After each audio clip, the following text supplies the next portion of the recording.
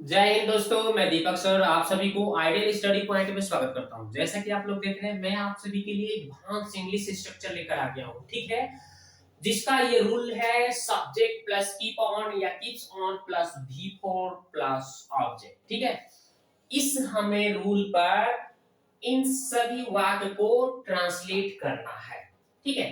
तो देखिए, हमने पहचान में बताया है कि क्रिया के अंत में ता रहता है, ती रहती है, ते रहते हैं, ओके। जब भी हो तो हम लोग इस रूल का फॉलो करके उसको उसको हम उस वाक्य को ट्रांसलेट कर लेंगे आसानी से। चलिए समझते हैं। जैसे मैं पढ़ता रहता हूं मतलब कि मेरा काम जारी है, कीप ऑन है। तो कैसे बनाएंगे? I keep on, keep on, फिर क्या? कीप, कीप ऑन या कीप्स ऑन। तो कीप्स ऑन कहां लगाना है? जब third person singular number he see it एक नाम आता है तो कीप्स ऑन और ऑन सभी कर्ताओं के साथ कीप ऑन का प्रयोग करना है, ठीक है। तो आई कीप ऑन, फिर उसके बाद वी फॉर यानी कि पढ़ना है ना, तो पढ़ना का क्या होता है? रीड। तो हो जाएगा reading. Clear? I keep on reading, मैं पढ़ता रहता हूं, ठीक है, मेरा काम जारी रहता है। वह हंसती रहती है तो क्या हो जाएगा? She keeps on. क्या हो जाएगा भाई? Keeps, she keeps on. फिर उसके बाद में हंसना का क्या होता है? लाफ। तो फिर क्या हो जाएगा? Laughing. She keeps on laughing. उसके बाद तुम झूठ बोलते रहते हो, कैसे बनाओगे? You keep on, keep on. और झूठ बोलना क्या होता है? Tell lie. तो क्या हो जाएगा? Telling a lie. क्लियर?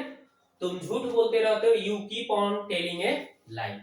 उसके बाद वह मुझे प्यार करती रहती है, कैसे बनाएंगे? तो she keeps on, she keeps on loving me,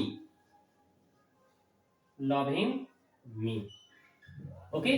she keeps on loving me, वह मुझे प्यार करती रहती है। वह नाचता रहता है तो क्या हो जाएगा? He keeps on dancing.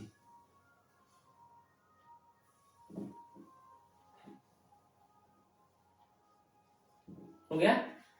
He keeps on dancing, वह नाचता रहता है, ठीक है। इस तरह से अगर नेगेटिव होगा, जैसे मैं नहीं पढ़ता रहता हूं, तो I do not keep on reading. Do not मतलब डू डॉज का यूज कर देना है, डू डॉज का यूज कर देना है आपको, और कीप ऑन वही उसी तरह से कीप ऑन का प्रयोग कर देना, ठीक है ना। अगर नेगेटिव होगा तो अब नेगेटिव थोड़ा सा समझते हैं, नेगेटिव इंट्रोगेटिव रहेगा तो कैसे बनाएंगे, ठीक है। तो चलिए ये भी समझ लेते हैं। ये तो आपको समझ में आ गया कि जब भी इस तरह से अगर हो, ये रूल को हमें फॉलो कर देना है। जैसे मैं अंग्रेजी बोलते रहता हूं, तो I keep on speaking English. मैं पढ़ाता रहता हूं, आई कीप ऑन टीचिंग। बच्चे हंसते रहते हैं, द चिल्ड्रेन कीप ऑन, बच्चे हंसते रहते हैं तो the children keep on laughing. हम लोग पढ़ते रहते हैं, we keep on reading, okay. इस तरह से हम लोग खेलते रहते हैं, वी कीप ऑन प्लेइंग। इस तरह से आपको बना देना है, ठीक है, ट्रांसलेट कर लेना है।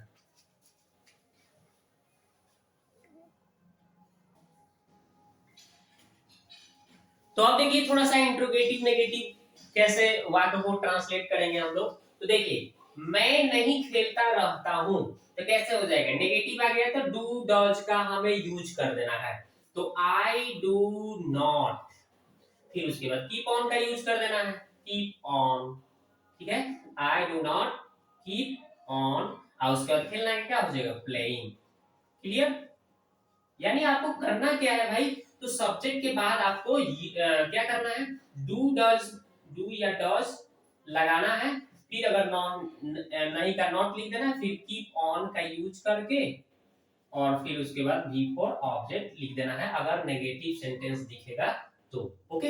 अगर आपको नेगेटिव सेंटेंस दिखेगा तो। और इंट्रोगेटिव तो आप खुद ही बना लेंगे, इंट्रोगेटिव होगा तो डू डज पहले आ जाएगा, ओके। तो इस स्ट्रक्चर का हमें पैटर्न का यूज कर लेना है, ओके। तो चलिए, तो इस तरह से हमने बनाया कि आई डू, डू या डज, तो आई के साथ डू लगता है, नॉट, फिर कीप ऑन, फिर वी फोर यानी कि खेलना के क्या हो जाएगा? Playing. I do not keep on playing, मैं नहीं खेलता रहता हूं। वह नहीं पढ़ती रहती है, तो she does not keep on playing. बन गया simply, she does not keep on playing, वह नहीं खेलती रहती है। इस तरह से क्या तुम झूठ बोलते रहते हो, तो क्या हो जाएगा डू यू, ठीक है ना, डू डॉज पहले आ जाएगा, क्या रहेगा तो डू यू, और उसके बाद कीप ऑन,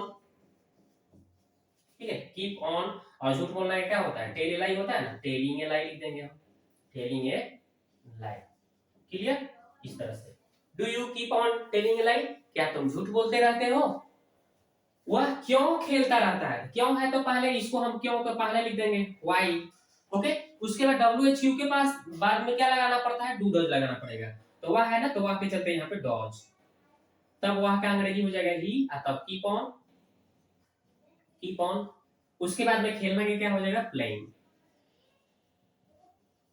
क्लियर, इस तरह से, यानी कि वह क्यों खेलता रहता है, तो why does he keep on playing.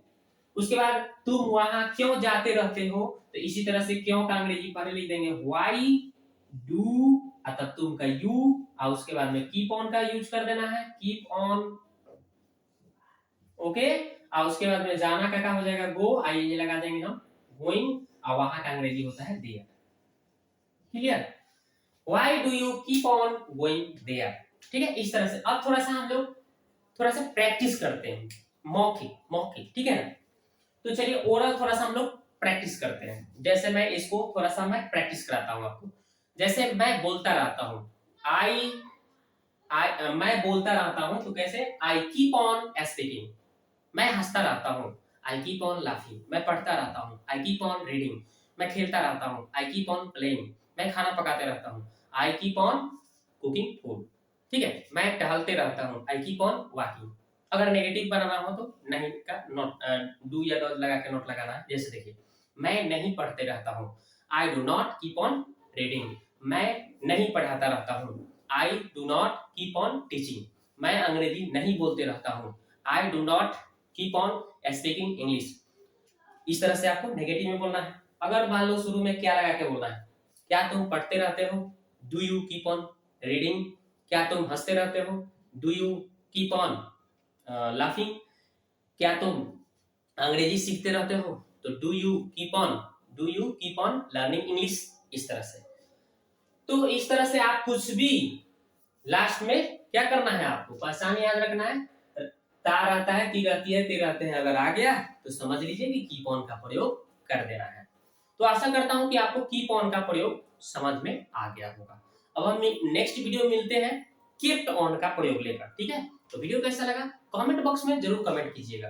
आपके लिए मैं एक सवाल बोलता हूं कि मैं अंग्रेजी बोलते रहता हूं, इसका आप ट्रांसलेट करके कमेंट बॉक्स में जरूर जवाब दीजिएगा। मैं अंग्रेजी बोलते रहता हूं, ओके।